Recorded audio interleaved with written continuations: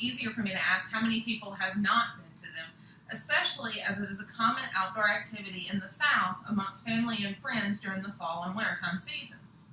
Many people don't think about what is actually burned when they have these bonfires, because commonly we just burn wood, paper, most things that are found outdoors and are natural. However, in war theaters such as Iraq and Afghanistan, these bonfires are known as burn pits, where up to 147 different items such as paint, waste, human waste, clothing, furniture, and even more that I couldn't even begin to name, are burned as a way of disposal. Many times they use jet fuel or diesel fuel as an accelerant for these fires, which also releases harmful chemicals. Today I will inform you about a few of the effects that these chemicals have on our war veterans that are exposed to the bonfires while serving our military. In an article published by the Military Times, it states that two of the most common things found in our veterans are lung disease and high blood pressure as common side effects of exposure.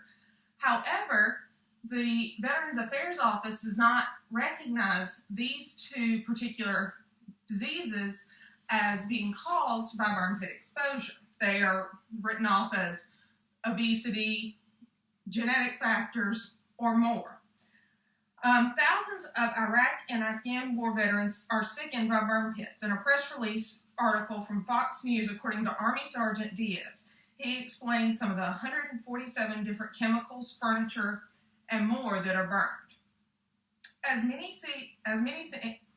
seen in many other times of war and crisis, there are often negative effects from our actions that we don't realize until after everything is complete, because we initiate the war in such a hurry that the immediate cause is more important than the long-term effects.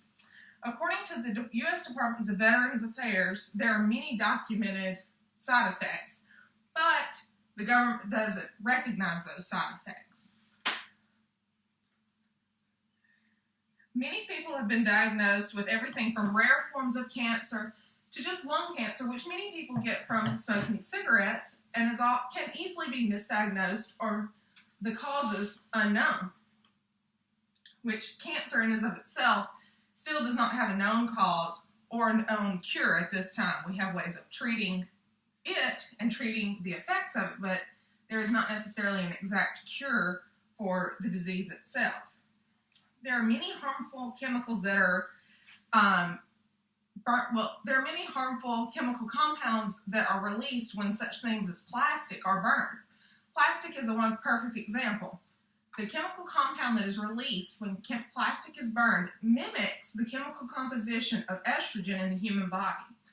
This is then picked up by dust particles, inhaled by the person that is being exposed, and it throws off the hormone balance of the person, which can cause many things from excessive hair to many other things, even as far as infertility or more.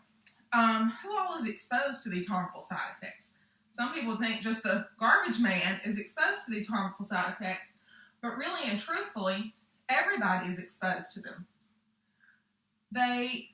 A perfect way of explaining this is in May 18th of 1980, when Mount St. Helens blew. It blew in Washington State. There were particles of ash found as far as Oklahoma and Tennessee for up to 2 weeks later. One person was cited as saying that they saw there would be a constant black cloud that would envelop the entire base that they were stationed at in Iraq. This is also personal knowledge from my husband, who was exposed to the burn pits while serving in Iraq in 2003. He personally was within 25 to 100 yards at most times.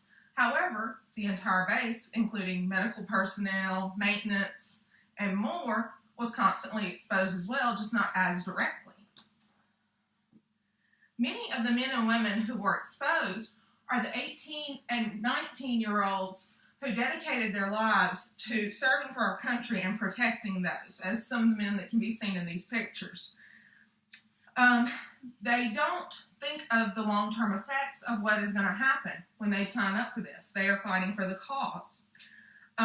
Unfortunately, at this time, the VA still does not recognize this as a disease, although it mimics that of Gulf War syndrome, which after 30 years has finally been accepted as a certified disease.